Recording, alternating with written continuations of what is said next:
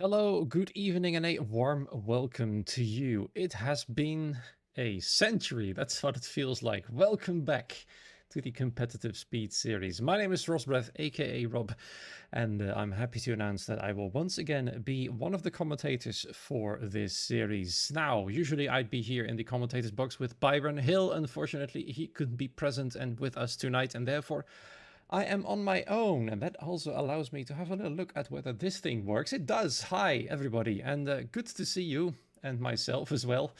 You can see I'm wearing my CSS shirt right here. I have to get used to the fact that the webcam is mirroring my face, so yeah, I was pointing the wrong way. But there it is, as per usual. The shirt is back on because we are starting once again, and you were just shown the calendar before you saw my face. Now you're shown the calendar again. We are starting tonight at the track you usually finish a season at least in real life, and it is of course a track in Abu Dhabi.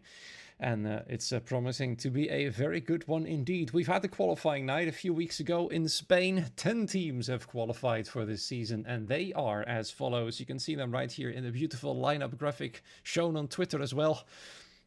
There they are, the 10 beautiful graphics we have got from top to bottom. TF10, the last season's winner. FRT is the second team. ET8, then IRT, VNT, RSC, AMR, F1AF, TRT, and EVR. And as we speak, the lobby has just filled up with all the drivers present. Let me do a quick introduction to all of them. For VNT, we've got in this lobby tonight Ryan Modler and Simon Engel in the Ferrari cars. IRT have brought in a Nicolin, currently called Nick in the game, alongside, let me scroll down, Luke Mills, which is a good old familiar name right there.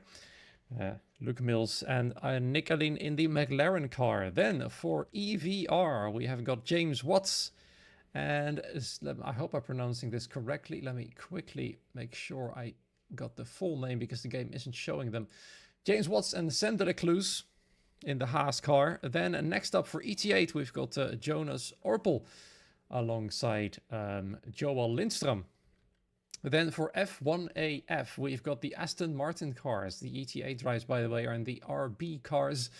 For F1AF, we've got Charles Herbeau. And let me find the other driver. He should be somewhere on the bottom. Yep, there we are. Jeremy Boisseau, aka Jerem97 in the game. Then in the Alpine, we've got the TRT drivers of Alessandro Finn, another very familiar name, and Travis Mowini. Unfortunately, his tag isn't showing for me, but I believe he has changed it in Steam. Then next up in the Sauber cars, it's the RSC team. We've got Lucas SL and Sam Arling. In the Mercedes, we have got our current champions, the reigning champions, TF10, Marcel Pabst and Mark Schluter. Another very old and familiar name there indeed. AMR in the Williams have brought in Salva Almeida and Claudio Diaz. And I believe that pretty much settles everything except for the FRT team, which have brought in Takubi and Trisk. And there should be all of them. Introduced all 10 teams. It should be a brilliant season once again. It's a bit of a new field, so to say. Many old names, old team names have unfortunately not qualified, either qualified or signed up for this season. FVR being one of them. Speaking of FVR, let me show you the standings from last season. Right here. This is how it looked like last season after the final round, which also happened to be the Abu Dhabi Grand Prix, as you can see. Team TF10 won by 25 points over FVR, and as you can see, almost every name on this list is missing. AMR still remains, TF10 as well, ET8, and everything else has gone. Some of the teams have disbanded. I believe EVE, Esports, no longer exists. TTM has stopped existing as well, and that means there's a lot of new teams that have popped out of the ground. Should be a good one, I think, because there's a lot of unknowns therefore with all these new names that have popped up recently. So let's hope they will bring some big racing to all of us. It's quite hot here, by the way, in my room.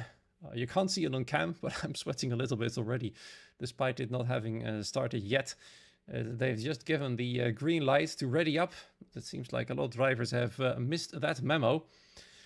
I know if NLR became VNT. I did not know that. No, I'm not all that up to date, to be honest, on all the things happening with racing teams. I'm not very active on social media, I'll admit that. So I apologize for that one. So that's good to know that NLR now is VNT, and that means at least one more veteran team has joined the fray this season. I was starting to wonder why those names in the VNT teams looked so familiar. That explains a whole lot of things. So thanks, Danny, for the heads up. We're just waiting on the get-go. We're just waiting for one more driver to ready up, which they've just... Well, they're trying to do it, but unfortunately just messing about. There we go. The countdown has officially started. I believe I have to change one more setting in my OBS, which I'm going to do right now. You'll see a black screen pop up. And that should be... Ah, there we go. It actually fixed itself. That's excellent. It has swapped over automatically to the F125 game. Or maybe it's because I've done that a few weeks earlier, because I was thinking I was going to host a qualifying night, which I wasn't in the end because... oh well. It's because I was the what you call it? The host, so to say, for all of the lobbies in that evening, and Byron was home a little bit later. But there we are. At least that solves one issue, and it's now ensured that the game will show to you once we get underway. Let's see then how these 20 drivers are going to do. Now, fun fact here, with this track being the finale track of last season, it also just so happens to be the qualifying track for one of the earlier seasons. I can't remember from the top of my head whether that was last season or the season before that, but it should be a very familiar venue for these drivers either way. And we should see some very rapid lap times indeed. Just waiting for the game to get going, and I believe it's happened right there. Loading complete, as you can see right there. Let me turn on some fancy details for you. Track map, lap data. 20 drivers, as you can see, full lobby. It's always a good thing to see, to have 20 drivers present. And no surprises, of course, that they're all here, because the prize pool has once again increased. I believe from the top of my head, it's now 600 euros for the team that finishes first. And there is also a small prize for the winning driver once again. I believe that is 25 euros for the driver that claims the most points. So, while we probably won't see any inter-team battles, we will see them at least try to be consistent in terms of which driver is going to drive for what team. As in, some drivers will come out more often than others. Well, last season, for example, we saw Mark Schluter drive a whole lot for his team. That means he managed to score the most points, I believe, from what I recall correctly. And he therefore won the Drivers' Championship. But that is far less important than the Team Championship, which is, of course, what this event is all about. We can see here the F1AF team with their drivers are quite enthusiastic. They're out on track already. It's Charles Herbeau and Jeremy Boisseau. Both of them on the first two drivers out, and then followed by one of the Red Bulls. I believe that it's actually not Trisk, it's the Kubi, who's a bit further back in third position on the track on the outlaps at the moment. Tom Roberts says, worst grid of all time. Well, we'll see. We'll see how bad they are, or how good they are, really. As you can see, Charles Herbeau is in the third sector right now. He's about to start a hot lap. The pit lane is emptying fast. There's only two drivers remaining in the pit lane right there. I believe that's Simon Engel indeed. And then one of the Mercedes drivers is Marcel Pabst for the TF10 team, who's still sitting in the pit box. Simon Engel is just leaving it. But first and foremost, Charles Herbeau. Let's follow him around a little bit as he goes through the final corner, headed towards turn number 1. Don't DRS, of course, on the main straight. It's quite a short one, to be honest, especially the run to turn number 1 at the start of the race. And here they are. Tricky corners to get right here as he heads towards turn number 5. First sector is going to be a 17.375. Trying to glide through the hairpin right there. And then onto the first back straight. DRS wide open. You can see right there the Ferrari moving out of the way. Nice and easy. Several drivers now having started their hot lap. We saw Charles invalidating his out lap. Let's hope he doesn't do that on his hot lap. It's getting quite busy, by the way, in sector 3. You can see a huge traffic jam forming on the minimap. Many drivers trying to find themselves some space. And I believe Charles might be suffering a little bit from that if he arrives too quickly There's still a traffic jam going on in Sector 3, and that is the sector that Charles Herbeau just entered. Same goes for his teammate, who's just passed a little bit of traffic as well. I think Charles might just be able to miss out on the upcoming traffic right there. A few more corners to go. Still a slow-going Haas and slow-going Mercedes. And I think that settles it pretty much just in time. The traffic cleared, a little bit unstable. Through the final corner, Charles Herbeau goes. And across the line, a 22.378. This was one of the teams that in qualifying night surprised me personally. And right now, they're obviously 1 and 2. To could be next across the line, that is going to be a P3, 22.825.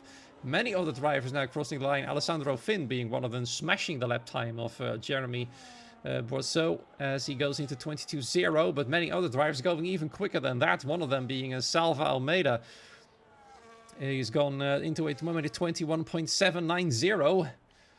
And Alessandro Finn now pushed down to second place. Luke Mills slots into P5, which according to the game is now the fastest lap. Of course, that is not quite right. I've never seen that glitch before. Trisk is now the fastest according to the game. But it looks like it's a bit glitchy at the moment. But I'm sure we can manage that. We had far worse glitches to be fair. With Nicolin. Whoa!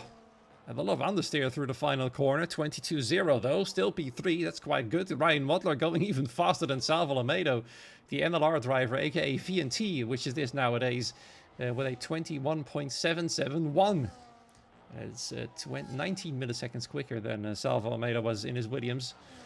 We're just waiting for a few more drivers to cross the line. Marcel Paps, for example, as Mark Schluter slots into 4th position.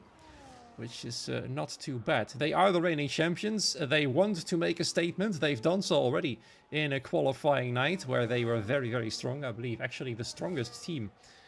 It's been a few weeks, so I might remember this wrongly. But they, I believe, were the strongest and fastest team overall as he nearly loses it out. The final corner, only 9th fastest. As Simon Engel for VNT goes faster than his own teammate. And right now I've got a VNT front row lockout. Claudio Diaz invalidated his lap. Same goes, I think, for Travis Mawini for the TRT team. 21.6 then, the fastest so far. People wondering, how did Nico do a 21.2 earlier? Well, I think we might, of course, see some improvements, but a 21.2 might be pushing it tonight.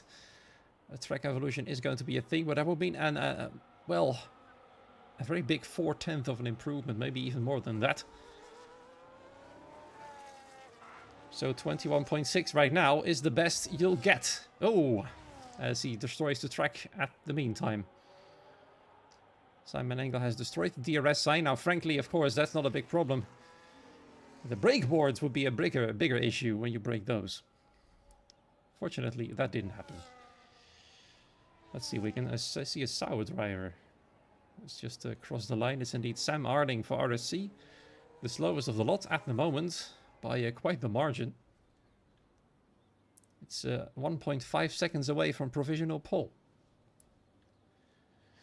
That should and probably will improve. I mean, his teammate is much closer to pole position, sitting in P8 about 3.5 tenths away. So there should definitely more time in it for him. That's for sure.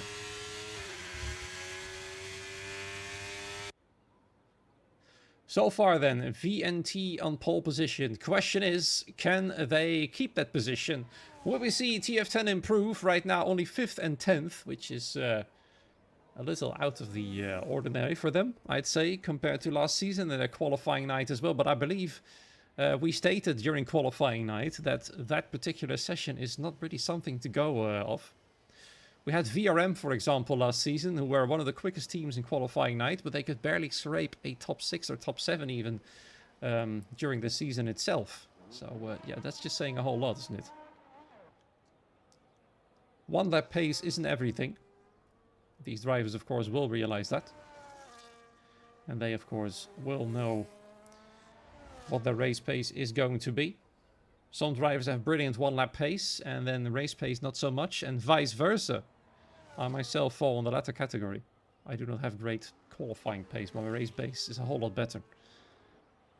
Then, of course, tire management is another very interesting story in this game so far. I've commentated now on several races in other leagues, And I've seen some tracks where the two-stop is very quick. And some tracks where it's just a little close between the one and two-stop. Saudi Arabia, for example. Austria is doable on a one-stop as well, turned out. But it's probably better to do a two-stop there anyway. And then, of course, there's now Abu Dhabi. Being the last calendar on the track, it's also usually the last the last track to get attention in terms of setups and strategies. So there might still be some question marks, despite the game being out for over 1.5 months. At the moment, we've got a very nice poll about pole. Who will take it? VNT, FRT, or TF10? Could be somebody else. We can see a very fast AMR driver in Salva Almeida. He's got his teammate right behind him at the moment, Claudio Diaz, without a lap time yet. So he might just pull off a little bit of a surprise. He's just over a 10th off at the moment. But they've got a tough job ahead of them. The VNT drivers at the moment look to be untouchable. Even though Selma is quite close and there's still a lot of time going in qualifying. Less than 9 minutes. Everybody's pretty much out on their second run. Bar a few drivers. Which I feel like are only going to do 2 runs, potentially.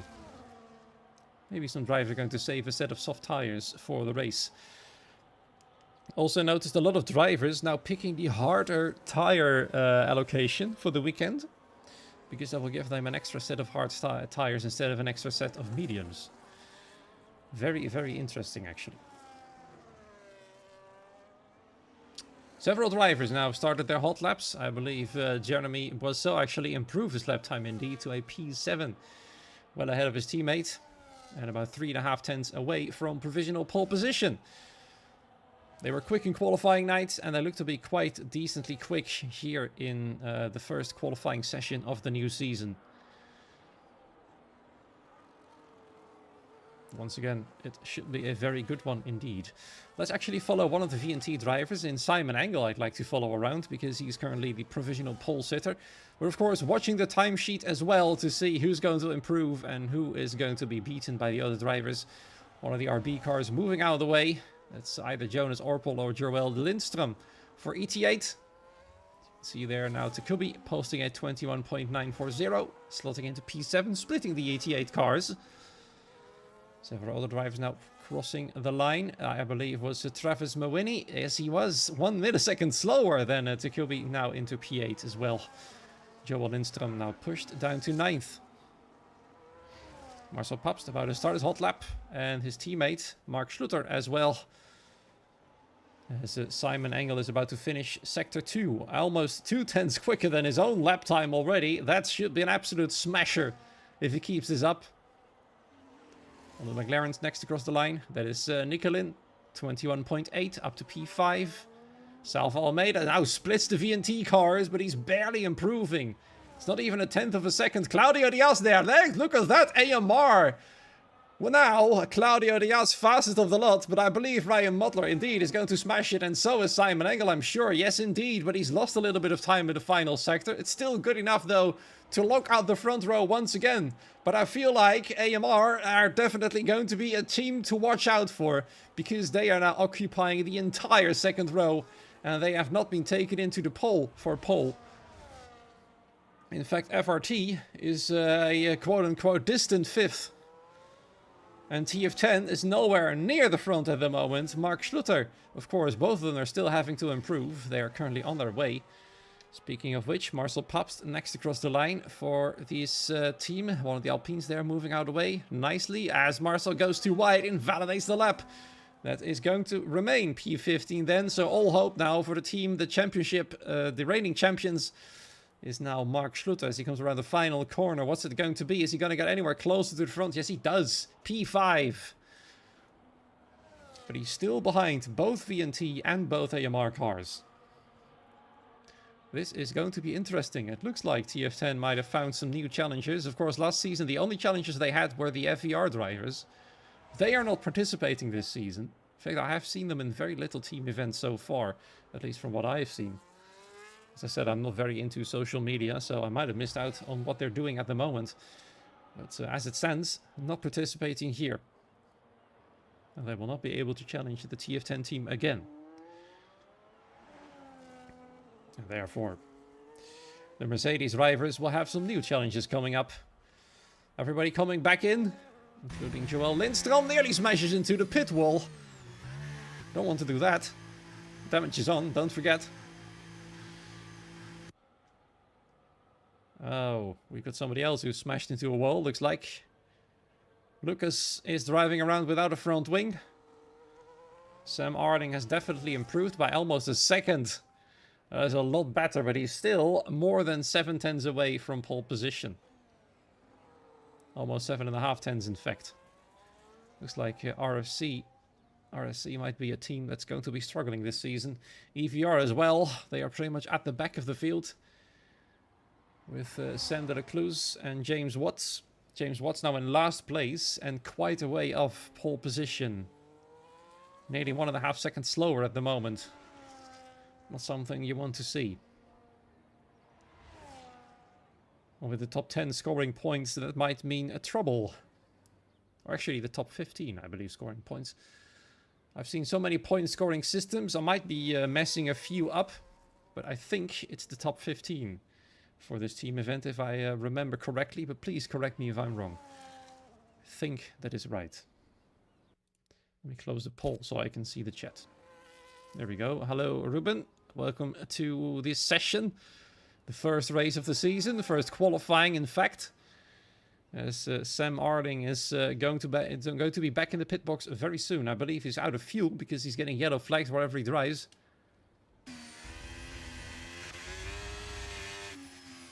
Yes, indeed. No more fuel then. Sam Arding back in. And therefore it now has become pretty quiet, as Ace confirms in the chat. Thank you. The top 15 does indeed score points. Which is, of course, is great news. And should discourage drivers from retiring in the pit lane too quickly. Because only 5 drivers do not score points. If you're 15th, you at least score one of them. And that 1 point might make the difference. Sounds very cliche, I know. But it's true. Travis Mawini is the first driver for his last attempt out on track for the TRT team. Alessandro Finn is right behind him. Now I might have high expectations from Alessandro Finn. He fights himself in 14th at the moment. But I feel like he's going to improve a little bit more than that. Marcel Pabst, same thing. 15th because he invalidated his previous attempt. I think that could have been a blistering lap time. His teammates certainly proved it, but they are still quick. But they've also proven that new rivals are looming on the horizon. More people in the meanwhile trickling into the chat. Hello everybody. Good to see you all here. Good to see you all back in business for the CSS series. Which meant I just said competitive speed series. But oh well. We're here in the season 6. We're about to get underway here in Abu Dhabi. One more attempt for all of these 20 drivers. Everybody's out on track. The last of them being Nicolin for IRT. Quite far back, but I think he's got more than enough time to get started. There's still 1 minute 16 remaining. Some yellow flags, unsurprisingly. But Travis Mawini certainly is going to suffer from that. He'll be the first to set the final lap time of the session. As he goes through turns 2, 3 and 4. Headed towards the hairpin of turn 5. Always an interesting one, this. First back straight for the Alpine. He is currently about 1.5 tenths quicker than his own teammate. You can see there on the background. Then both the VNT cars are coming through. They've gone out quite early, I have to say.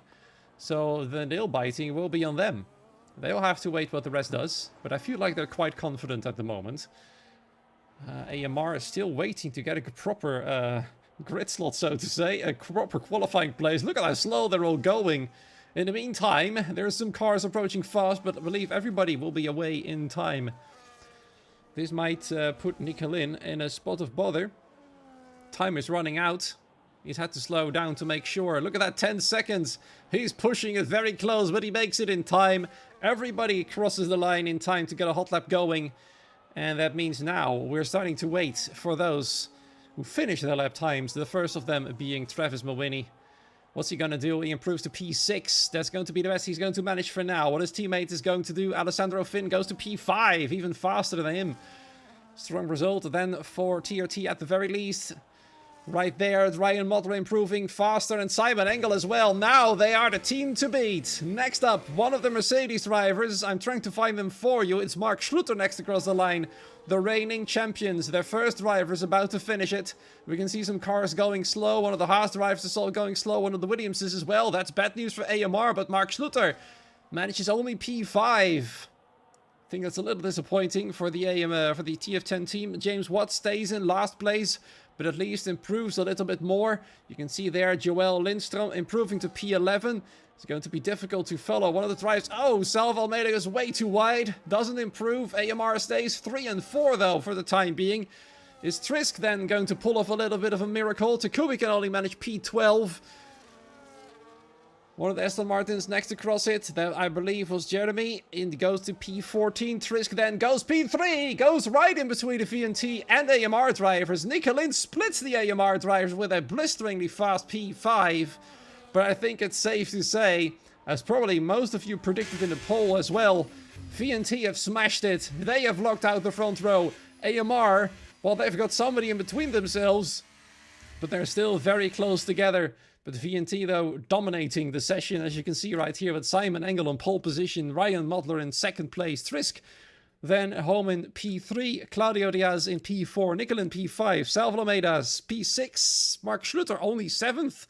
A difficult start, therefore, for the TF10 team. Alessandro Finn P8, Travis Mawini P9, Jonas Orpol rounding off the top 10 with his teammates right behind, and further down, the F1AF drives 14th, 15th, and Marcel Pabst are not managing to improve again. He will start from 17th on the grid, and that is painful for the reigning champions. So, that is going to be an interesting race for them indeed. And now all we need to do is wait for the race to get going, and that means a strategy talk. 1 stop or 2 stop. Maybe some of you in the chat will have a little bit more knowledge on the strategy. I feel like some drivers are going to pick the... I think most drivers actually might want to pick the medium tires. That seems to be the way to go these days in the game. Mediums first, and then 2 sets of hards for the second and third stint. Or if you're brave, mediums first and hards second, and that's all. I really want to know what these tires think about their strategies. You can see in the pit boxes some tire colors, which might indicate what tires they're using. Luke Mix, for example, mediums. Nicolin, Simon Engel, hards at the moment. Other than that, it's a bit of a mystery. No formation lap, keep that in mind. I don't know if the formation lap still causes trouble, but I feel like nobody can be bothered with it anyway. Would be great for commentators to have it back though. Gives a little bit of a build-up. Instead of a big instant switch to the lights. But we'll see. We'll see. So nonetheless, feel like there should be a new poll up, by the way, about which team is going to win this race. Right now, VNT have got it all in their hands. They do not need to fight each other, that's for sure. There's no need for that. The Driver Championship is not that important. In fact, not important at all, considering the prize pool that's been handed out for the teams this season. In total, 600 euros. In fact, the winning team, I can tell you, is going to get 275 euros. Second place, 150, and third, 85. Fourth, 50 euros. And P5 gets 25. The drivers actually get 15 euros instead of 25. So, yeah, that is indeed going to play a minor role. I think it really depends on which driver attends the most races, really. Last season, that was Mark Schluter, I believe, for more than one team. But he claimed that little bit of prize money for himself. But the first team, a big sum of money for them. So yeah, the stakes are really, really high. We'll see some fierce battling, I think, throughout the season, like we've seen in the past many seasons as well. I've been commentating here since season 2 or 3. And it's been a blast, every single one. Just waiting for the drivers to finish their setups and their strategies. Fuel loads as well, of course. You don't want your car to be too heavy, nor do you want it to be too underfueled. depending on how many safety cars we get. We'll probably see some safety cars here and there in the season. Whether it's going to be in Abu Dhabi or not, we'll find out soon enough. It feels like, though, the drivers are taking their sweet, sweet time. Which allows me to go back to the PC drivers chat, because it's always interesting to see what they think when they retire early. Usually you get some insider information from the Discord. Anyway, let me know in chat who you think is going to win this race. Is it going to be VNT from the front row? Can AMR pull off something special from 3rd and 5th? Or maybe even FRT with a lonely Trisk in 3rd position. He's been finding a lot of pace ever since his win last season for his old team EVE in Singapore. Which of course was one of the races I didn't attend. But it was a brilliant one, that I know. But there we go, finally the first race is about to start here in Abu Dhabi. 5 lights are on and now they're off. We saw a little bit of green light right there, in fact. And the VNT cars get on the line quite well. Trisk, in fact, as well. Both AMR cars, though, have a disastrous start. Salva Almeida, Claudio Didas desperately tries to cling on to 4th position. And Nick Hallin right there with Travis Mowini also finding some position from the race start. Joel Lindstrom trying to get past Alessandro Finn a little bit further back. As you can see them go side by side into turn number 5. A lot of drivers going side by side. Some of them even nearly going 3 wide. Sam Arding being one of them. He's found a lot of positions already. Lucas has fallen to last place. You can see there Ryan Butler, Simon Engel pulling a little bit of a gap to Trisk as they head towards the chicane right here. What are they going to do? Smash some breakboards. That's what they're going to do. Make it a bit more difficult for the other teams, in fact, as Mark Schluter and Jeremy Boisseau are fighting for a P9 right there. Mark Schluter then moving up a position, but I believe he's lost a position or 2 since the race start. In fact, let's have a little look. Yes, 2 positions lost from 7th, now in 9th. Travis Mumini, those found 3 of them already. Sam Harding tries to find another position against Joel Lindstrom. Does so indeed. Looks like at least his qualifying race pace certainly is better than his qualifying pace. The ETA drivers still together. Joel Lindstrom and Jonas Orpel now 12th and 13th with Marcel Paps right behind them. He couldn't find a proper improvement in qualifying. Has to start from pretty much the back of the field. Has found 3 positions already as the reigning champions are trying to cut their way through the fields, the both of them. Simon Engel, of course, with the fastest lap of the race. Still a bit of a gap to 3rd position. In fact, it's nearly a second already. Trisk has got nobody to work together with. AMR are playing their own game with 4th and 7th at the moment. And his teammate, Takubi, is all the way down in 18th. So all they need to do now is cling on to DRS. That's going to be crucial. Otherwise, those VNT cars are going to be cruising away from them. He took a different line in turn 5, as you saw right there. But he still at least is within DRS range. Ryan Motter, I think, went a little bit wide. He's lost a bit of time to his teammate, allowing Trisk to come back a little bit. Now this is interesting. I was predicting the medium tires to be picked first, but Marcel Papst has decided to disagree with that. And he's the only driver now who started on the hard tires. And he's still making his way through the field. We know tires here wear very quick. Even in the last game, tire wear was quite high here. So it should be absolutely monstrous here in this particular game. Ahead of Marcel Paps, Jonas Orpel and Joel Lindstrom, getting very close to Sam Arling indeed. Other than that, the field remains quite stable. No big drama just yet. Takubi is very close on the back of Luke Mills. Luke Mills himself is thinking of a move on Sam de la Cruz.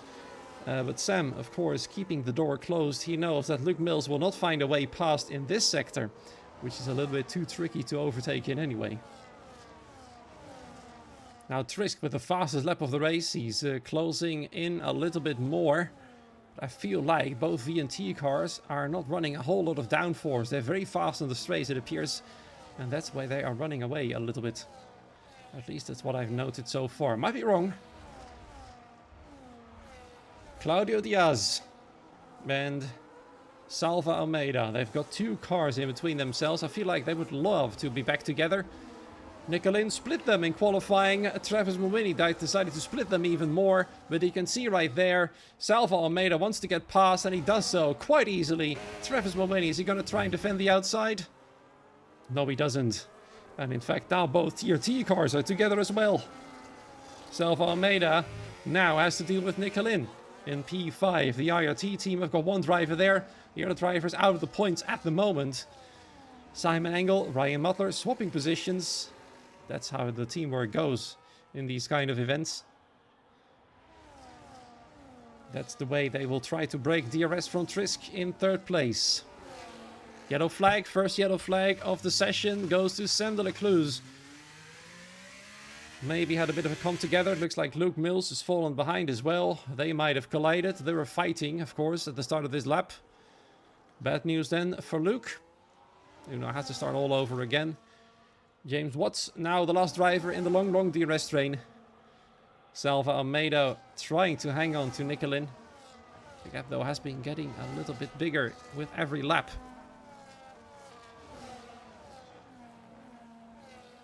And Sam de la Cluse is pitting. There might be some damage then to the Haas. Not the greatest start for the EVR team. He's in fact retiring from the race. And that means one driver has retired on lap 4 already. As Sam de la Cluse sees no hope of coming back anymore. Even though there could still be safety cars. There is at least one car that's not going to score points for the team. Jonas Orpol and Sam Harding side by side through the chicane. Better exit for... Well, it looks like Jonas had a bit of a better exit. In fact, Sam Harding's got no more DRS. We're starting to see some groups forming up. It's Jonas Orpol and... well, look at that. Jonas Orpol that overtakes another driver. It's Marcel Pabst. Ooh, has to go a little bit wide to try and stay in the fight. They're still going side by side in Sector 3 on Marcel Pabst's brilliant defense there from the Mercedes driver. As he stays in P12. That is a strong effort, but it might have been costly. He's just barely hanging on to DRS range. He's still within it. And soon his hard tires will be the better ones. I feel like it's going to be very soon. Last year at least, it was after 4 or 5 laps that the mediums were starting to die. Maybe it's a little bit different this year. Still a little bit of an unknown. It looks like Marcel, at least through the corners, look at that, he's easily able to keep up. He's getting faster and faster while the rest is getting slower. As we get a poll, will both VNT drivers finish on the podium at the moment? Of course, they still have their podium places. And the podium, of course, also includes P3. Don't forget that. It doesn't say will both VNT drivers finish 1-2. No. It says will they both end up on the podium. In the meanwhile, Alessandro and Travis swapping positions for the TOT team. As now the other driver is going to try and attack Salva Almeida for P6. When his turn is still trying to stay close to Nicolin. He's struggling though. Nicolin is still keeping up with the top 5. Salva Almeida is doing everything in his power to stay with the McLaren as well. Mark Schluter at the moment P9, the reigning champions 9th and 12th. All of them, the both of them I should say, still within DRS range of the leader, so to say. With a big DRS train. James Watts has now lost connection to the main group. Luke Mills is catching up to the Haas. But they are both in trouble now. Sam Harding is struggling to stay with the top 13. Both RSC cars are in that second group.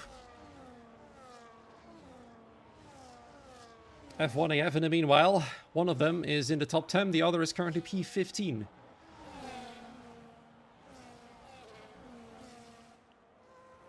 Mark Schluter getting awfully close now. Feel like he's starting to find his groove a little bit. We might see some of that brilliance of last season of the TF10 team soon starting to shine through. Where is he going to go? Which move is he going to make? He's getting awfully close. Going to have to go around the outside. What's Travis Mawini going to do? Of course he's going to defend. He wants to stay with his teammate, but Mark Schluter has now got the inside line in the second part of the chicane. A bit of a touch right there. And once again, side by side. A drag race to the next corner. The hairpin coming up next right there. And you can still see his teammate, Travis Mawini can. But Mark Schluter is able to get past. Or is he? Yes, he is. Look at that, P8 now for the TF10 driver, and Travis Mawini is done for, at least for the time being. Has been demoted down to P9. Mark Schluter now, P8. Next target for him should be Alessandro Finn. But Travis Mawini surely is going to try and come back at him to help out his own teammate. Because that is, of course, paramount to their own races. Of paramount importance, I should say. Somebody coming in the pit lane there. It's one of the ETA drivers, that is Jonas Orpol. Quite early, I have to say. We might then see a 2-stop race.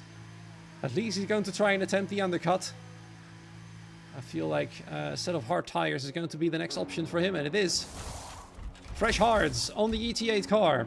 And off he goes. How much is it going to help him? We'll find out soon enough. Marcel Paps is making moves easily. Oh no, never mind, not easily at all. Something under his car as well. A pole from turn 5, I believe. I'm not sure who he came together with. Might have been Jeremy Boisseau. The background to Kubi getting past Sam Arling. Sam Arling getting back at him. He certainly is trying and somewhat succeeding to at least get his front wheel side by side with the Red Bull's rear wheel. But that's all really. Sam Arling's teammate Lucas now is going to have a go at Kubi. They want that position back. They've only got one driver now remaining in the points, which is Lucas, as they're falling further and further back from the main group. It's Charles who is trying to have to solve the issues for this group right here.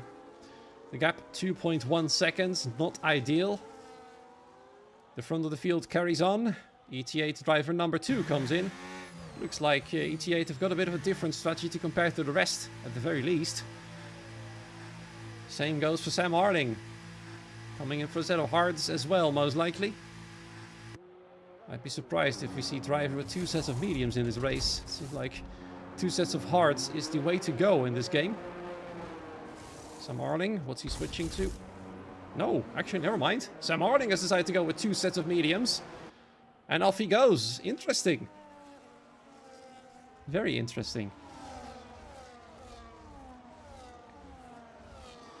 Which fight is going to come out next? Nothing for the time being. Marcel Paps is a bit too far back to make a move on Jeremy Boisseau to get into the top 10. There he is. Of course, his incident in the previous lap certainly hasn't helped his way moving up through the field. Alessandro Finn was getting awfully close there to Salva Almeida. Looks like Alessandro is starting to get into his rhythm. And he's definitely putting the Spaniard under pressure. The Spaniard and the Williams right there. The Carlos Sainz of our series. Alessandro really wants to get through. Wants to go into P6. Wants his teammate to follow with him as well. Still no top drivers coming in yet. The front group, except for Alessandro Finn, are in agreement that going longer is the way. Alessandro, though, going in at the end of lap 9. Sorry, at the start of lap 9, I should say. And Lucas Azell, looks like RSC are somewhat similar in strategy to ET8. Alessandro going with a set of mediums as well. Sam Arling, first penalty of the season. 3 seconds to his name on his fresh medium tires. And well behind the ET8 drivers at the moment. Question is, where's Alessandro Finn coming out compared to the ET8 drivers? It's actually, well, almost in the middle of between them right there. Look at that side by side, out of the pit lane, fighting straight away. Alessandro, of course, wants to be ahead. He's got quicker tires. He doesn't want to fight 2 cars. And he at least squeezes in between the ET8 drivers. But now he's got Joel Lindstrom on warmed up tires, very close behind. And what's the second ET8 driver going to do to help out his teammate? Alessandro Finn is going for a move. No, not yet, of course. Will be better to wait a little bit longer for that one.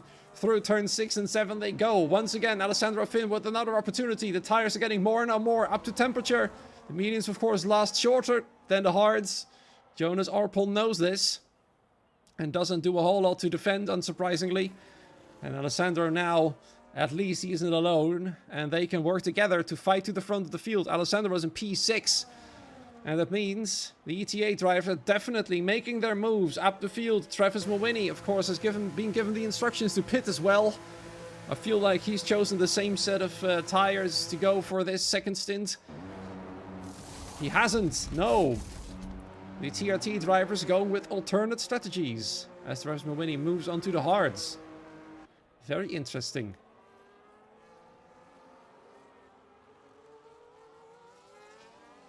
I see in the chat some discussions about tire strategy as well.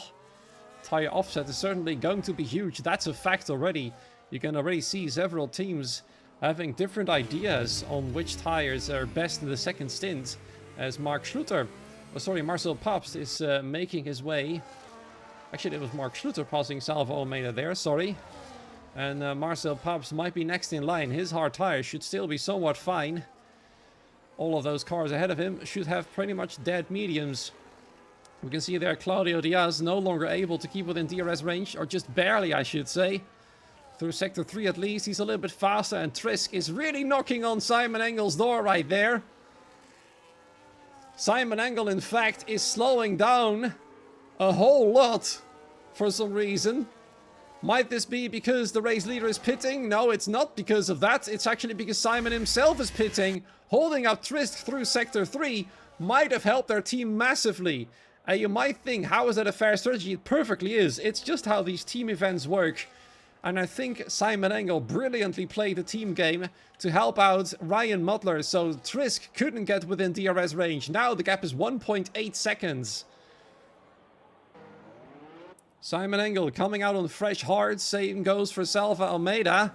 And we'll see which cars are going to be ahead of what other cars. Where's Simon Engel going to be compared to the ETA cars? He's going to be behind one of them.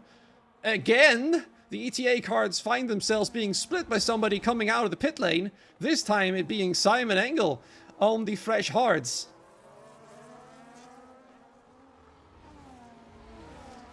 And is Simon going to make the move straight away? He's now got the freshest tires of the bunch. He certainly is. No time wasted for the Ferrari. What's Jonas Orpel going to do? He's definitely tried to defend, but no chance. The difference is already too big. And Simon Engel moves past quite easily. His teammates still leading the race. 1.9 seconds to Trisk. And I feel like Ryan is going to pit this lap. Otherwise Simon's work will have been for nothing. There comes the race leader. No, he goes around. No, never mind. He does come in. Not entirely sure what the rules are on the pit entry line. Several drivers seem to have cut it already. And TF10 carry on. Very interesting. Now we've got a classic site here. TF10 1 and 2. That's what we saw a lot of times last season when they were fighting FVR. At least now they can claim they've been first and second for the time being. Their strategy though appears to be different. Marcel has been gaining some slipstream from his teammate. Of course Mark is going to pit earlier for sure. And he's no doubt letting Marcel go. Mark then slotting in behind his teammate. Marcel getting DRS from the previous detection zone. And now Mark will be able to tow with his teammate. Which I think is a quite clever strategy. At least they can keep up the pace like this. Only a few drivers now remain on the old mediums. And in Marcel's case, the old hards. Simon Engel, now the top driver with the freshest tires. Alessandro Finn right behind. And it looks like ET8 might be finding themselves in the top 5 after this round of pit stops. Very interesting. Ryan Mutler, though, having none of that. Moving past one ETA driver, and soon we'll find the second one of Jonas Orpel. Of course, the pace advantage is quite big between these two teams at the moment. Ryan Mutler wants to get past ASAP. Otherwise, he'll be very far behind his teammate. Simon Engel now has closed in on the first driver who hasn't pitted yet. That's Luke Mills. Look at the difference through the corners. It's absolutely massive, and I feel like Simon wants to wait no time going into turn 1, and Luke Mills knows it. He makes no big deal out of it. Now, only 2 drivers remain on these tires, and I feel like Luke Mills is going to attempt a one-stop on these mediums, which is quite brave. Sam Marling retires from the race. Not sure what happened there. Alessandro Finn moves past the McLaren as well. Once again, Luke, being the smart driver he is, makes no big deal out of it. He could have fought for the position. Would have been most unwise. He's not fighting these drivers. These drivers are not his race. And therefore, he shouldn't fight them. And he knows that. He's experienced enough to know that. He's letting them all through without losing too much time himself. I feel like Luke should be coming in very soon. His tires are pretty much shot. And he might be in puncture territory already. There goes Joel Lindstrom through as well. Ryan Mutler through on Alessandro Finn. These guys are fighting for a position. And I feel like Alessandro's mediums are past their peak already.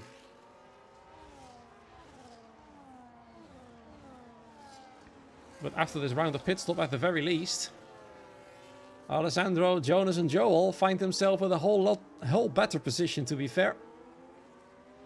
Unsurprisingly, Marcel Pabst carrying on his now old hard tires. He needs a few more laps if he wants to make the one-stop work. Ryan Mottler now fastest lap of the race. No surprises there. Luke Mills with a 3-second time penalty for corner cutting as he enters the pit lane. I'm not sure if that should be correct. It might be a mistake by the game, that penalty there. He goes to the hard tires, and I feel like this is one and only stop. If he can make the mediums last 14 laps, he certainly can make the hards last 15. Should be no problem at all. Easily. Actually, it's 13 to 16, not 14 to 15. But still, though, quite easily doable. Should be good information for Marcel Pabst as well. He's probably been updated about the fact that Luke Mills made his tires last 13 laps. And that means the earliest he's going to have to pit is at lap 16 or 17. VNT, though, back in control. The driver behind is Alessandro Finn. And he's not able to keep up. The only driver that was able to keep up was Trisk. But he has a different strategy. Or at least he wasn't able to cut through the field that easily. In fact, he pitted on the same lap as Ryan Mottler. But look at the difference here. He's been left in the dust by the VNT drivers. Finds himself fighting with drivers he really didn't want to fight in the first place. Because they pitted earlier. He will have the pace advantage quite significantly. Especially compared to Jonas Orpel, whose tires are 5 laps older. Was there a safety car? No. There's no safety car yet.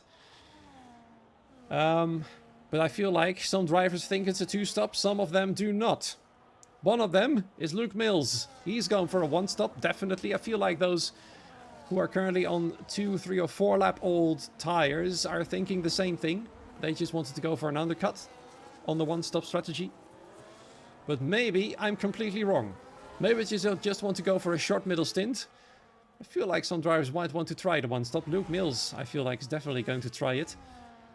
He started at the back. He's got not a whole lot to lose. Might as well give it a go. Trisk overtaking one of the ET8 cars up to P6, and up next Jonas Orpel.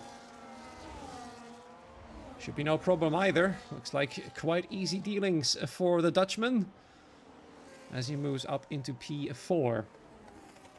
Now straight behind Alessandro Finn, whose medium tires are past their best point. The only other driver to switch to the medium tires was Sam Marling, but he's out. Not sure what happened there. Maybe he felt like he made a mistake in terms of tire choice for the allocation. Should have gone for 2 sets of hards. It is at least what appears that most drivers have done. Marcel Pabst is still going strong-ish on his old hards. Ryan Mottler, of course, closing in fast. It was 9 seconds about 2 or 3 laps ago. Now it's pretty much halved to less than 4.5, almost 4 seconds now. VNT have got this all under control. No problems for them at all. Alessandro Finn finds himself fighting with Trisk. He's certainly going to stop for another set of tires. He has to. He started on the mediums. He's another set of mediums. He must stop a second time. Here comes Trisk. Past the Alpine he goes. No problem. The other Alpine is wanting to fight Joel Lindström. Joel went defensive. Travis realized it. Decided to break off the attack. He's going to have another go in the next hairpin. Turn 9. ETA driver swapping positions. What's that useful? Travis Mulwinning gets past Jonas Orpel instead. Joel Lindström remains safe from the attacks of the Alpine. Look at Claudio Diaz, though. He wants to get past as well. They were much faster than ET8 in qualifying, but they've pitted a lot later than them, and now they find themselves stuck. And there comes Marcel Pabst into the pit lane at long last for his most likely one and only pit stop to the mediums. Alessandro Finn comes in as well for his second stop. And he's got to switch to the hards now for the rest of the race. He's got no other choice. Literally, because the game doesn't allow 3 sets of mediums. For the race, at least. So then, VNT dominating, FRT with Trisk well within the top 3. Safety on the podium, Joel is not catching up, in fact he's losing time. Travis Mawini wants to get past now. He's going to have an attempt in turn 6. Easy does it. Same goes for Nicolin, who was in the top 5 on the first stint. Jonas Orpel wanted to come back at him. No chance there. Claudio Diaz has managed to go through as well. And their next target is Joel Lindstrom. But Joel's got DRS from Travis Mawini. Nicolin there with Salva Almeida side by side. Who's gonna come off best? Whoa, that's very close indeed. Claudio Diaz is defending fiercely on the inside, but Nicolin is not giving up. This is going to cost them a little bit of time, but they're still close enough to the cars ahead to allow themselves a little bit of fancy fighting. But they carry on. There goes Jonas Orpel into the pit lane for a second stop. Those hards are pretty much dead for him. Lucas SL as well, the only remaining RSC driver for his second stop. And now we're going to wonder, how is Marcel Pabst going to do on his one stop? He's pitted the previous lap, finds himself in 13th now. He's going to have to make up a lot of time to be able to fight for the front. And the question is, what is the top 2 going to do? They are just cruising right now. Trisk has got no chance, he's alone. He can slipstream or DRS of nobody else. Joel Lindstrom out here. Claudio Diaz though. Whoa, look at that, side by side through the chicane once again. Seems to be a favorite place to go side by side there. And Joel's lost a lot of time fighting Claudio there, and Nicolin goes through as well. I feel like Joe is going to pit this lap though. His teammate has done so already. Jonas Orpel on a fresh set of hard tires now in 16th place. But he's going to hope that many drivers ahead are going to pit for a second time. Alessandro and Marcel certainly are not going to. The others are a maybe. Joel is a certainty. Maybe Travis as well. Shouldn't be too long. Joel though, still going around. Maybe he's got a second set of medium tires instead of a second set of hards. I cannot see which tires they have chosen, unfortunately. But it's definitely interesting. This game has become much more of a strategy battle. Battles on track are still fierce, but strategy has become much more key. When do you pit? Which tires do you bring to the race? Is a one-stop or a two-stop better? And once again, you can see that some drivers disagree with a two-stop. Salva Almeida fighting Joel Lindstrom again. Getting through. Joel Lindstrom now down to 8th. Mark Schluter up next. And you can see the top of the standings. Ryan and Simon swapping positions every straight. And Trisk is somewhat catching them actually. His gap of 3 seconds now down to 2.8. But this fight is definitely not working together at all. Joel Lindstrom wanted to get back at Mark Schluter. No chance though. And Mark up to P8. Marcel Pabst on his very fresh mediums. Jeremy Bosso, sorry, Charles Hebro had no chance of fighting against the Mercedes. And now the other Aston Martin is up next. Jeremy Bosso. Marcel's much faster at the moment. And there goes the second ET8 car. That is Joel Lindstrom coming in for a second stop. Which tires is he going to choose? With 10 laps to go. Might be a set of mediums. Nope, it's another set of hards. Better safe than sorry is the motto of a lot of teams this season. 2 sets of mediums is something they do not like. Unless you're a TRT. In that case you do. Especially if you're called Travis Mawini, who did a double medium stint and then went to the hards. Oh sorry, actually that was Alessandro Finn. Correction. Apologies. Alessandro Finn went to go ahead and do a 2-stop medium hard strategy. Medium hard, so to say. He's a little bit far behind Marcel Paps, though, who's making moves much quicker.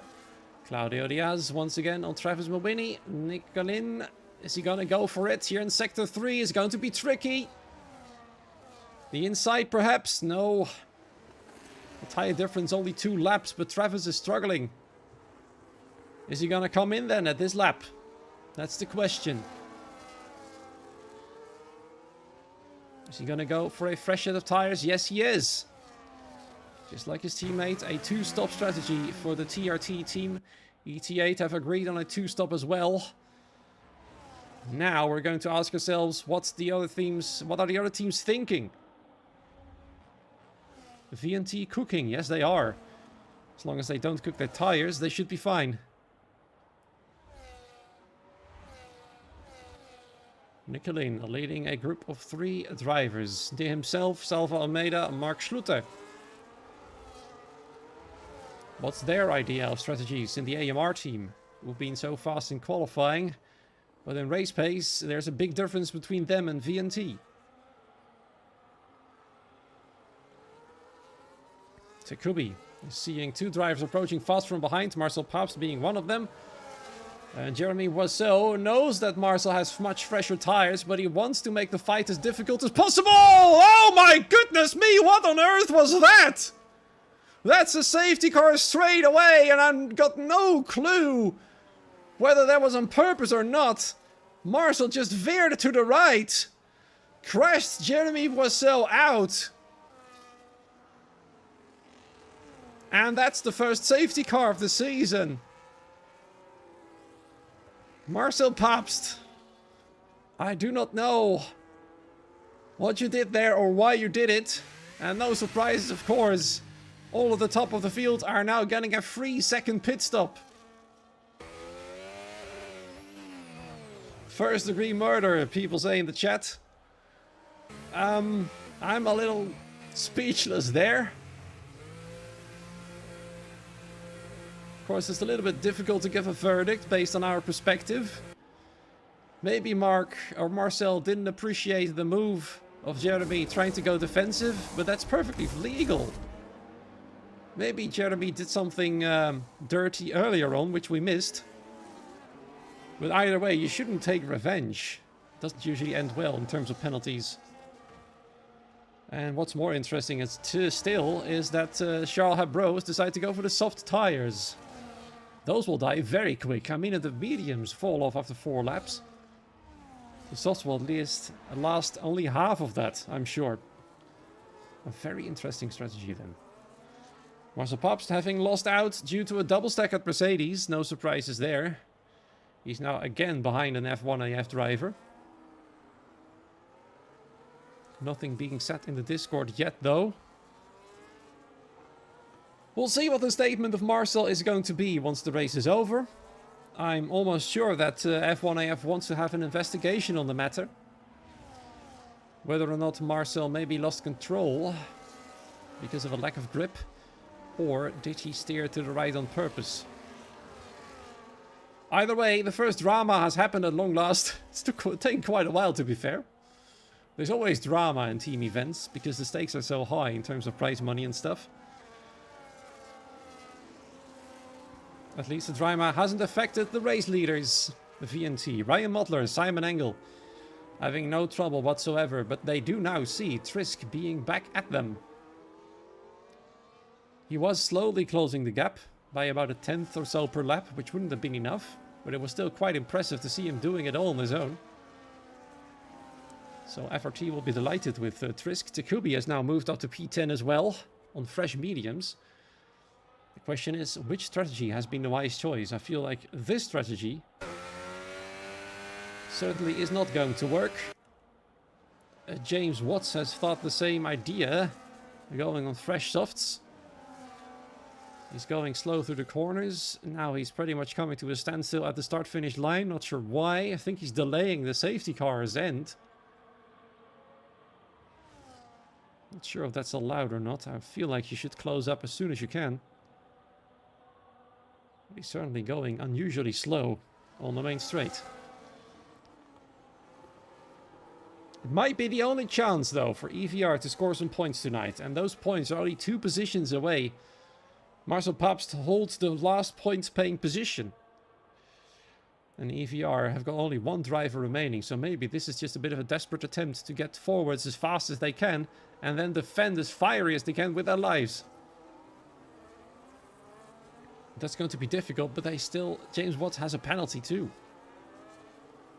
That certainly is going to hamper their progress. Let's see here about the position swaps. Jonas has made up the most positions. But that's not strange, because he is not stopped on the safety car. Same goes for Alessandro Finn. They've chosen track position over fresh tires. Alessandro, of course, has done so because he's made his 2nd stop already. Same goes for Jonas Orpel. Lucas Ezel and Joel Lindstrom have done the same thing. And the safety car is coming in this lap. Will VNT then finally get some challenge from Trisk now that he's closed up?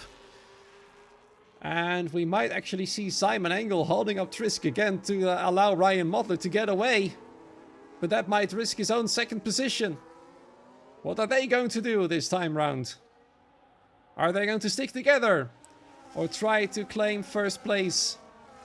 And then fight for 2nd? Oh, they're definitely staying together. No hold-ups here, that's for sure. We're on our way once again on the final 5 laps of the race. With VNT leading from FRT TRT in 4th at the moment. Jonas Orpel in P5. But Alessandro and Jonas, of course, having much older tires than the rest. Might be potentially a sitting duck for the rest of the field. Claudio Diaz is the first to try and pass them into turn 5. What's he gonna do? Making the move straight away. No problem whatsoever. He wants to get closer to the podium. Oh, gets a bit of a wobble off the exit. Allowing Jonas Orpel back through, perhaps. That's not what he wanted. No, in fact, it's Nicolin making the moves on Claudio Diaz as well. Jonas simply doesn't have the grip to fight too hard. Alessandro is holding them up as well. He's already got a massive gap to the top 3. The top 3 are now completely away from the rest of the field because of Alessandro Finn's old tires. And Nicolin wants to get past as soon as he can. Same goes for literally everybody else behind him. But Alessandro's having none of it. He decides to fight with it for his life. Same goes for Jonas Orpel. They are the moving obstacles of the race at the moment. And there comes a dive from Takubi, who we haven't seen a lot from all race. He wants to try and help out his teammate, but they are escaping rapidly. Nick has gone past Alessandro Finn. Alessandro's got no more grip to fight those fresh mediums. The soft tires of Charles and James aren't working as they wanted to. James has only gained 2 positions. Charles has. James has gained none of them. Those soft tires are now 3 laps old. Of course, 2 of them have been under the safety car, but it might have been the killing blow already. Just showing that the soft tire still isn't a race option in the game. Nicolin has to close the gap as fast as he can. He's got the the fastest tires for now. He needs to make the most of them at the moment. And Trisk has got a tall order. Can he try and split the VNT drivers? They are working together. They're going to make their Ferraris as wide as they can. Work as one unit. That's what they're going to do. Jonas getting past Alessandro Finn, or is he? No, he's getting pushed off the track right there. Same goes for Takumi as he tries to get past Claudio Diaz. It's always the case with a late safety car that a lot of drama and chaos occurs. It's pretty much a sprint to the finish, and there goes Takumi. Trying to get past Alessandro Finn, successfully doing so. Alessandro is defending valiantly, but it is of course not working, and he probably knew that, but he wanted to try nonetheless. Ooh, dangerous goings on right there. By the first Alpinis, helping out his teammate now. Travis Mawini on the fresh mediums. If he can get past Claudio, Alessandro might just move out of the way. But no, wow, what a dive in the final corner by Claudio. He is furiously wanting to get past, and he does so. A brilliant, and I have to say, clean move, which usually doesn't happen in the final corner. And there he goes. Probably a bit of an angry move as well. Alessandro Finn might have done some moving under braking in Sector 3. What's he gonna do against his teammate? Travis Mulvaney now has got Salva Almeida all over him because Alessandro didn't move out of the way, but now he does. And now Alessandro is defending and helping his teammate. Look at that. Selva Almeida has to go all the way off the track to try and pass one Alpine and maybe even two. Spectacular battling there by the Spaniard. And he's doing all he can to stay with the other Alpine. Alessandro has done all he can. His teammate is now ahead and he's trying to go and hold up the rest now pretty much. It's feisty defending to say the least. There is Charles Hebreau on those soft tires. We are pretty much dead already. He now has to defend from behind. Look at the pile of cars behind him at the moment. Lucas is looking for a way through, as is Joel Lindström on those older hard tires. But Lucas has got the oldest, minus Alessandro Finn. But he's still quicker than Charles Hebreau. A few more laps to go. We're now on lap 27. 3 more to go. Trisk is still hanging on to the top 2 of VNT. Simon Engel and Ryan Modler. His teammate Takubi is going to score some good points for the team as well. We haven't seen him up here all race. And now with a strong strategy, he's up to P6. That's going to be a brilliant effort for the FRT team. We've got a yellow flag. Not sure what happened there. Was watching the timing sheets a little bit too much. You can see him move up behind, coming up again. Claudio Diaz wants to get past Jonas Orpel as well. And he does so quite easily. This time, Jonas wasn't as feisty at defending as he was against the previous cars. I think he's given up a little bit. ET8 strategy has been ruined due to a safety car, that's for sure. Lucas Isel is causing a yellow flag. He's dropped out of the points. No more points then for RSC. Unless 2 cars suddenly retire. Luke Mills. Well, he was unlucky with the safety car as well. 15th. At least it's a point. But it's far away from his teammate, Nicolin, who's in 4th. Marcel Pabst. He might be under investigation due to the incident with Jeremy Boisseau.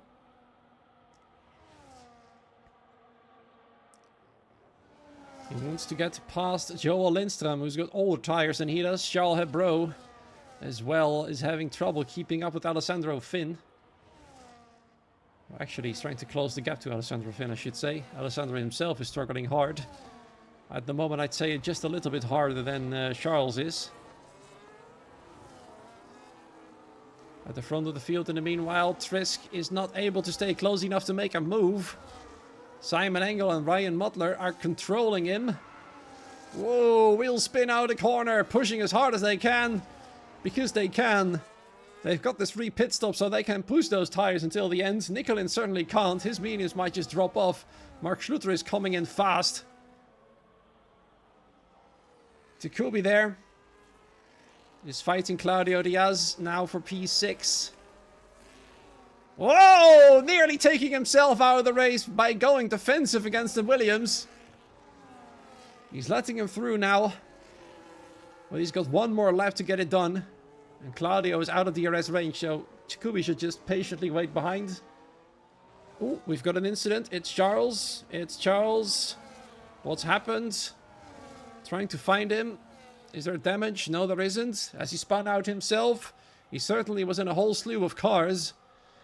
I believe this slew of cars here, which has now been reduced to only 2. Joel has escaped. Marcel finds himself far behind. And the reigning champions are having a difficult start to the season. Mark Schluter is P5, but he's got a penalty. 3 seconds. Which means he's going to be overtaken by Claudio and Takubi. Unless, of course, Claudio and Takubi are going to fight hard. Claudio Diaz went defensive against Takubi on the final lap of the race. We're going to swap to the race leaders, though, because can Trisk make a dive? He's got 1 opportunity here, but his battery out is flashing. He's not going to be able to, and he's going to secure P3 then, and it looks like VNT have got their 1-2. They're going to have the perfect start to the season. A bit further back, battles are still going on. Takubi can't get past Claudio Diaz then. He's going to have to settle for 7th, but he'll be delighted with his teammate's podium. That's for sure. Mark Schluter will finish 7th. Not 8th, because Jonas got a penalty and Salva's too far back. But here they are then, VNT, as they drive over the finish line together. Claim a mighty 1-2. They controlled the race from start to finish. And even with Thrisk throwing all he had at them, it wasn't good enough for the Red Bull to get past. And they have covered their 1-2. Stunning job by them. As well as the fastest lap of the race. Extraordinary job. Just waiting for Charles to cross the line, and then the race is officially over. VNT 1 and 2.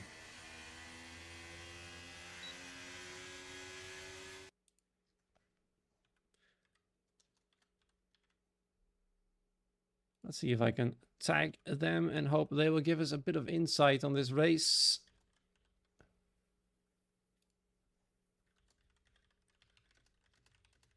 Well, you see the Ferrari team being very happy about today's results, unsurprisingly. There we go. Driver of the day goes to Takubi. Unsurprisingly, his strategy was on point. Cleanest driver to Alessandro Finn. Fastest lap, of course, to Ryan Mudler, as well as the race win. And Jonas Orpel gets the most overtakes done in this race. Final results are over here then. Ryan Mudler, Simon Engel 1 and 2. Krisk 3rd. Claudio Diaz in P4. Nicolin P5. Takubi P6. Mark Schluter demoted to 7th thanks to his penalty. P8 for Salva Almeida, Travis Mowini P9, Jonas Orpel P10, then Alessandro Finn P11, Joel Lindström P12, Marcel Paps from 17th to 13th. He will probably not be too happy about it either way.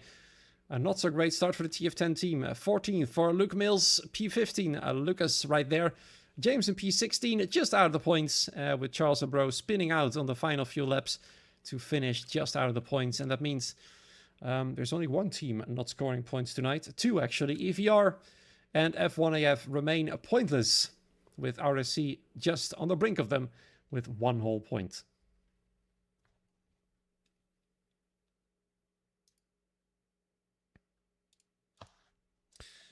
Probably would be useful to link the waiting room thing. It looks like at least one driver is willing to give us some insight. Ryan Mudler just said sure. So let's quickly swap to the fancy interview graphic. I would turn on my camera screen, but my room has gone completely dark now that the sun is down, and the only light is coming from my screens, which would probably look me a bit of a ghost-ish. So I will save you that scary thing. But we're going to swap our attention to well, our race winner first and foremost, Ryan Mudler. There you are. Is it safe to say, congratulations first and foremost, of course, but is it safe to say, was this a controlled race from your guys' side?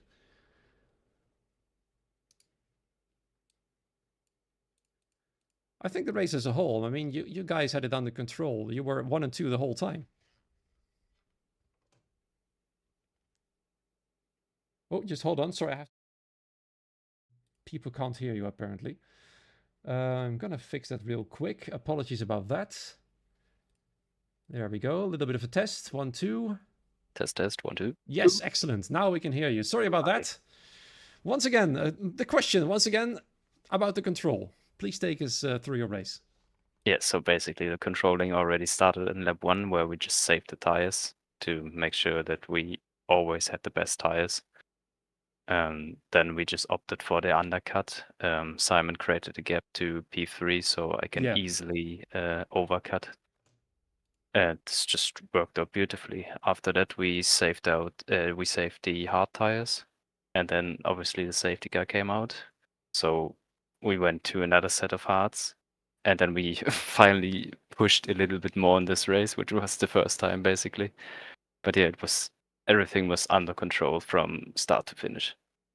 Yeah, I see you guys have both joined, so we're brilliant. I was wondering, without the safety car, would it have been a 1-stop or a 2-stop? Absolutely a 1-stop. All right, interesting. Some teams appear to be disagreeing on this. How was the tire wear for you guys? Do you want to take over, Simon? Take it. Like, tire wear was pretty good because we, on the first 3 laps, we wanted to get out of the DRS of Triske, but we couldn't manage it because Ryan thought he straight lines turn 5.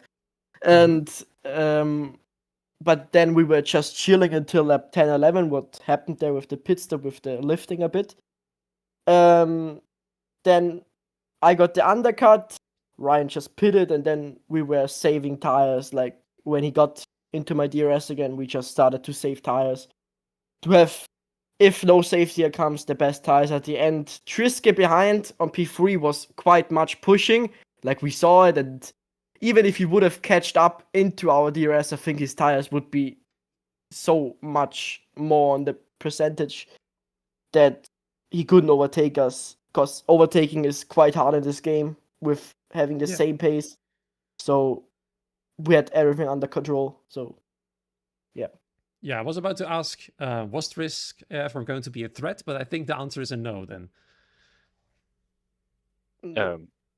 Quite early, I personally saw, because I was in P2 on the first stint, that Triske had no proper chance to attack, or I don't know if he didn't want it to, but it felt like that he had no chance, as he was always like 5 tenths back, and then I obviously could have always overtaken Simon to make sure we stay 1-2. So I don't really think that he could have done any better. I mean, it is already great that he was so fast to keep up with us. So yeah. All right. Were you guys expecting this domination? After the quali, yeah, that's for sure, because the plan was that we are 1-2. So after that, we already knew we can easily manage that, because like Simon said, that overtaking is really, really hard on this game. So yeah, it was not expected. You can never say that, especially with a late safety car like we had here. Everything could have happened, but it was like a 70% chance that this would have happened. All right. So, are you guys going to be the title contenders then for the season after this result? No. No, definitely not. that's an No. interesting answer. We sweated our ass off for 1 week now. Okay. Can't do that every week. Sorry. All right. Well, I'm curious to see what you'll bring to the next few races. But nonetheless, you've got the 1-2. That's a whole heap of points for the team. So well done on you guys. Thank you very much. Thanks for commentating. Yeah, Cheers. thank you.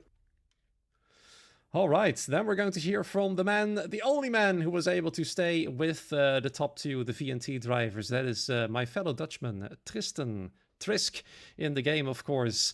Well done, Trisk. According to your rivals, the VNT drivers, you were pushing hard and they were not. Is that true? Well, depends. The last few laps I was pushing, but the first, not really. Okay, interesting. How was the approach to the race for you? Because you were alone in challenging the top guys. How was the approach for you? The pace on the medium was pretty decent. I should have boxed with, I think, Simon as well. But yeah, it is what it is. Yeah, they of course had two cars in the top two. They were working together, especially in holding you up to make sure you couldn't Yeah. overcut the other guy. How did you feel about that one? It was smart. Yeah, I was not expecting it, so yeah, it was smart from them. But yeah, the late safety car. I don't know how they didn't double stack. Yeah. Yeah. Yeah, they didn't actually. Yeah, that was quite impressive, wasn't Yeah, it? I was expecting P2, but they went out at the same time. So Yeah. I don't know about that. Very strange indeed. But either way, you finished third. Is that something you're happy with? Yeah, of course. P3 is P3, so I'm happy with the podium. Your teammate was a bit further back. Were you at some point trying to find something to work together on, or was there just too much of a gap, really? Yeah, I think there was too much of a gap, but yeah, he was P6, I'm not mistaken. So yeah, pretty decent for him. All right, looking for the rest of the season, do you guys see yourselves as a title contender? Yeah, of course. Depends what my teammates do, but I think they'll right. do well. Very interesting. Some very interesting answers from you guys. But either way, congratulations on third position, and we'll see you next week, perhaps. Thank you. Tristan, aka Trisk, then with his third position right there. It's very interesting, isn't it? The guys who finished 1 and 2 think they're not title contenders. The person who tried to challenge them for the win thinks their team is. So It's still a little bit early to say, of course. I mean, it's only the first race, and there's a lot more coming, as you can see right here. Belgium up next, Monza, Miami, Monaco. At the start of August right there, Las Vegas, Brazil, Imola, Austria, Canada, Great Britain, and Australia to round it off. It feels like a bit of a reverse calendar as opposed to the real life one, with Australia being the last and Abu Dhabi being the first race of the season. But either way, the cards have been shuffled, I think. And maybe TF10 had a bit of a downer today, a bit of a bad day. Maybe VNT overperformed as they claim they did. We'll have to see. There's a lot of more races to come, and I think after the third race we might safely have some bets on the title contenders. But nonetheless, that does wrap up the session for tonight. Thank you so much for watching. It's been a brilliant race once again. Drama here and there, some investigations potentially to come up on some drivers, and we'll see what comes out from that. We'll see you next week, hopefully with Byron Hill at Spa-Francorchamps at the same time, same place as usual. Have a great morning, afternoon, evening, wherever you are. And then until next time, goodbye.